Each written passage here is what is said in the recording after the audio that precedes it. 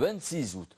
Toutes les nations sont donc en phase de préparation, à commencer bien sûr par les Françaises qui séjournent ce week-end à Bugeat dans le Limousin. Et ce, après un premier stage à Saint-Brieuc. Direction donc les Côtes d'Armor, reportage sur place signé Mathieu Jarry et Xavier Marchand, montage Johan Touleron, c'est parti. Réveil à l'aube pour les joueuses de l'équipe de France. Bonjour. Bonjour.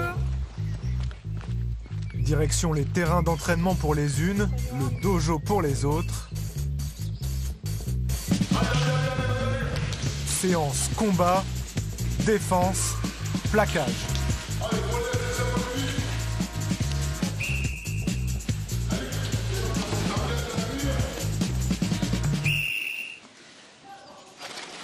Après Marcoussis, les Bleus ont pris leur quartier 4 jours à côté de Saint-Brieuc sur les installations de la Ligue de Bretagne de football pour un des différents stages qui ponctuent leur préparation. Entraînement sous les yeux admiratifs des jeunes rugby-women du pôle espoir de Rennes. Les Bleus n'ont pas toutes fini leur saison en club en même temps. Le staff et les stages sont là pour y remédier. On avait anticipé dans la préparation par rapport aux filles qui arrêtaient plutôt au championnat. Elles ont eu un laps de temps de récupération, comme celles qui ont été jusqu'au bout. Et puis après, elles ont un programme individualisé où on suit avec le préparateur physique et qu'au final, on arrive tout à avoir le même niveau. En ce début de séjour, programme allégé notamment pour les joueuses du circuit A7. On revient du Canada, on était avec l'équipe de France A7 au tournoi de Langford, où on y a bien figuré. On a terminé à la 4e place et ça faisait depuis un an qu'on n'avait pas goûté aux demi-finales. Allez, Sandrine, jette ta main, Charles. Il faut faire attention par rapport au décalage horaire, à ménager quand même, à ne pas faire d'efforts trop violents. Donc on est plutôt sur de l'éveil, voilà, pour les remettre en selle et petit à petit elles vont rejoindre le groupe normalement. Un groupe qui multiplie les séances d'entraînement de plus en plus axées sur le jeu et un staff qui scrute attentivement l'attitude des joueuses équipées de boîtiers GPS. Ça nous permet de à la fois gérer la charge d'entraînement, mais aussi pouvoir confronter par rapport aux données de match, parce qu'on monitore aussi les matchs, et de savoir si sur certaines séquences on est sur l'intensité des matchs ou pas. Intensité, un des maîtres mots du staff, qui insiste sur l'engagement physique lors des séquences, avec ou sans ballon. On essaie de mettre un peu de retour au jeu et que ça soit plus dynamique. Je veux pas qu'il y ait les filles qui attendent et qui marchent. Il reste 2 minutes. Une Coupe du Monde, ça match tous les 4 jours. C'est assez compliqué, j'ai eu la chance d'en faire et c'est assez compliqué quand même à assumer. Donc notre objectif sur les stages, c'est vraiment de se mettre dans le rouge le plus possible, dans une intensité qui sera peut-être même au-dessus de ce qu'on va rencontrer en match, pour que ça soit un peu plus facile au jour du match. La Coupe du Monde, la répétition des matchs, la gestion de la récupération lors du séjour irlandais se préparent sur les terrains et en dehors, à l'aide d'une batterie de mesures pas forcément toujours appréciées. J'aime pas. Ça fait moins mal qu'un plaquage pourtant. Ouais, mais ça fait mal quand même. Les prélèvements sanguins servent à analyser les CPK, des enzymes qui témoignent de l'usure musculaire en temps réel. Ça nous permet d'avoir un maximum de données sur les filles pour, pendant la Coupe du Monde, pouvoir en fait réguler au regard du taux de CPK qu'on va pouvoir mesurer dans le sang, le retour à l'entraînement qui sera plus ou moins décalé en fonction des taux qu'on aura évalués chez chaque joueuse. C'est bon, Chloé?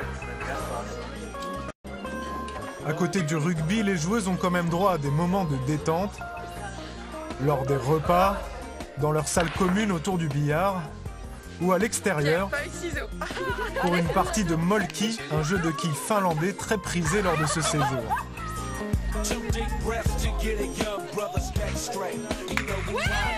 Franchement, ça permet de vraiment respirer, de penser à autre chose, surtout que demain on sait qu'on repart, donc du coup on souffle. Après une grosse journée comme ça fait du bien. À quelques encablures de la baie de Saint-Brieuc, les journées s'enchaînent et se ressemblent. Le groupe passe aussi à la vidéo. La tête, en fait, elle ne peut pas rester que sur le ballon. Il faut que la tête, elle fasse comme ça. Olivier Lièvremont, l'entraîneur des arrières, analyse les images du dernier tournoi des 6 nations et dispense conseils et consignes. On va circuler, mais surtout, rappelez-vous, qu'est-ce qu'on a dit là? Proche du ruck et venir menacer cette zone. vidéo, mais aussi et surtout entraînement, entraînement et encore entraînement.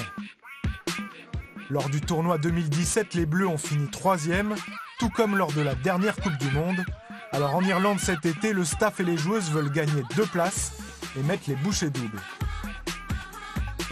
On a enchaîné 3-4 entraînements, donc c'était quand même assez intensif. Mais bon, on sait pourquoi on a signé, on sait pourquoi on le fait, donc voilà, on le fait avec le sourire.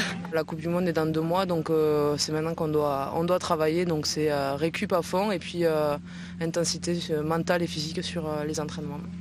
Ce, d'autant qu'il faut encore gagner sa place. Elles sont 34, mais ne seront que 28 retenues pour la Coupe du Monde. Moi, il y a une petite chose, une seule. Il faut simplement qu'on s'applique sur l'exécution. Que si c'est faire une passe pour faire avancer personne, bah, il vaut mieux que je le garde le ballon et j'avance tout seul. Ça se décide maintenant. Voilà. Après, c'est montrer qu'on a envie d'être champion du monde. Voilà. Chaque entraînement qu'elles ont, c'est de montrer qu'elles ont envie de le faire, qu'elles ont envie d'être champion du monde. À partir de là, après, on prendra celles qui sont le plus déterminées. En attendant, le séjour prend fin sur une note de détente. Excursion en bord de mer, achats, photos souvenirs et un dîner au restaurant pour la dernière soirée.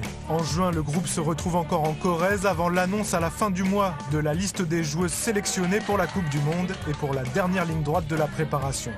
On va faire un stage au CNR début juillet, on va faire une grosse semaine à Font-Romeu, où là effectivement on va mettre en place mon jeu, on va faire une opposition avec des jeunes du pôle, avec des filles du 7, pour avoir quelques repères supplémentaires. Et le planning est vraiment chargé. Planning chargé en juillet pour l'équipe de France, puis la compétition débutera par un match contre les Japonaises, de l'autre côté de la Manche, le 9 août à Dublin. Et notez-le.